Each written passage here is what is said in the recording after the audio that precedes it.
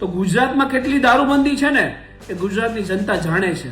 અત્યારે ગૂગલ મેપની અંદર ખાલી દારૂ વર્ડ સર્ચ કરશો ને એટલે 5-10 કિલોમીટરના રેડિયસમાં કેટલા દારૂના અડ્ડા છે ને એ ગૂગલ મેપમાં બતાવે છે. એટલું બધું ડિજિટલાઇઝેશન દારૂની અંદર ગુજરાતમાં થઈ ગયું છે. દારૂ, ડ્રગ્સ અને પટ્ટા ઉતારવા પર રાજકારણ ગરમ છે. ત્યારે director general of police DGP એક રાજ્ય સેવકનું મેં ગઈકાલે એક સ્ટેટમેન્ટ સાંભળ્યું કે મારા ડિપાર્ટમેન્ટના લોકો કઈ ભૂલ કરે ત્યારે ડિપાર્ટમેન્ટ બહારના લોકો મારા અધિકારીઓને કઈ કહી જાય તો you are the leader of the force. પણ ડિપાર્ટમેન્ટના બહારના કોઈ વ્યક્તિ મારા અધિકારીના કર્મચારીઓ કહી જાય, તમારા અધિકારી કર્મચારી કહી જાય, અહીંયા સાલું એ નથી સમજાતું કે ગુજરાત પોલીસ એ કોઈ કરિયાવરમાં લઈને આવી છે. ગુજરાત પોલીસ એ કોઈના બાપ દાદાની પેઢી છે, કોઈ ખાનગી સંસ્થા છે. ગુજરાત પોલીસનો પગાર એ જનતાના ટેક્સના પૈસામાંથી થાય છે કે કોઈ શેઠેનો પગાર કરે છે. ગુજરાત પોલીસનું કામ એ જાહેર જનતાની સુખાકારી, સલામતી અને શાંતિ માટે કાર્ય કરવાનું છે.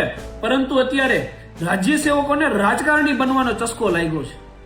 રાજકારણીઓ સાથે સ્ટેજ ઉપર બેસવું, રાજકારણીઓની જેમ પોતાની ગાડી આગળ પાછળ 2 પીસીઆર વાન લઈને રખડવું, જાહેર જનતાના ટેક્સના પૈસાનો ડીઝલ સ્વરૂપે ધુવાડો ઉડાડવો, મોટિવેશનલ સ્પીકરો બનવું, નેતાગીરી જાળવી સ્ટેજ ઉપર આવીને જે ડ્યુટીનો સમય અને જનતાની સેવા માટે ફાળવવાનો છે એ માન સન્માનના સમારોહમાં જઈ અને વેસ્ટ કરવો, આ બધું કાર્ય અત્યારે રાજ્ય સેવકો કરતા થઈ ગયા છે.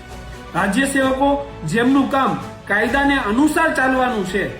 આ ગુજરાત રાજ્યની અંદર દારૂબંધી માટે પ્રોહિબિશનનો કાયદો છે, ડ્રગ્સ બંધી માટે એનડીપીએસ નો કાયદો છે. તો એ કાયદા મુજબ ચાલવું નથી. પરંતુ જેના માટે કાયદો નથી, જેમ કે કોઈ વ્યક્તિ વિરોધ કરે, ખોટાને ખોટું કહે તો એનો અવાજ દબાવવા માટે કોઈ કાયદો નથી. તો એવા સંજોગોમાં પોતાની એકતા બતાવશે, બેઈમાનો બધા ભેગા થઈને એક રેલીઓ કાઢશે, ખોટાને ખોટું સાબિત કરવાને બદલે સાચું સાબિત કરવા માટેના પ્રયત્નો અપાર કરશે. પરંતુ કાયદા મુજબ ચાલશે નહીં. હું તો કહું છું કે તમારથી જો વિરોધ સહન ના થતું હોય તો કોન્સ્ટિટ્યુશનલ અમેન્ડમેન્ટ લાવો, બંધારણીય સુધારા લાવો કે જો કોઈ પણ વ્યક્તિ સરકાર કે રાજ્ય સેવકોની વિરોધ કરે તો એને ફાંસીની સજાની જોગવાઈ.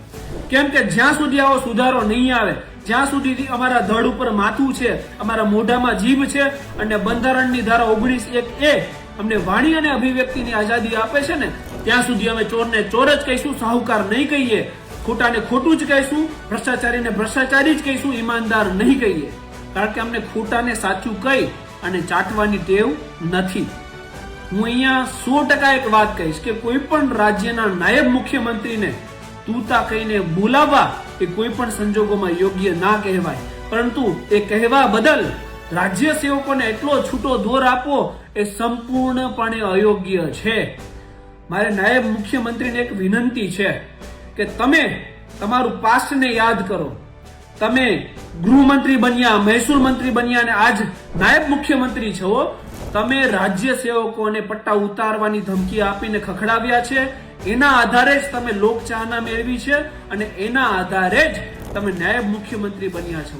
જો તમે આજે રાજ્ય સેવકોને છૂટો દોર આપશો, બેઈમાનોની એકતા બતાવશો, બેઈમાનો ભેગા મળીને રેલીઓ કાઢશે અને સાચાનો અવાજ દબાવવાનો પ્રયત્ન કરશો ને તો તમે તમારી જ લોકચાહના ગુમાવી રહ્યા છો.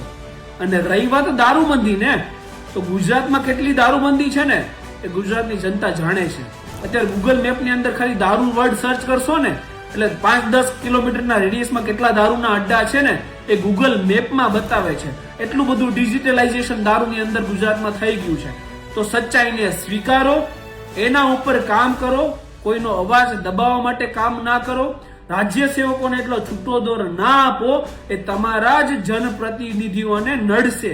આ બાબતે સત્યને સ્વીકારીને મનોમંથન કરશો તો સારી વાત છે. બાકી હું પણ બોલ્યો છું, મારી વિરુદ્ધ પણ એક ફેબ્રિકેટેડ ને ખોટી એફઆઈઆર કરાવી શકો. જય હિન્દ, જય સંવિધાન, ધન્યવાદ, ઇન્કલાબ જિંદાબાદ.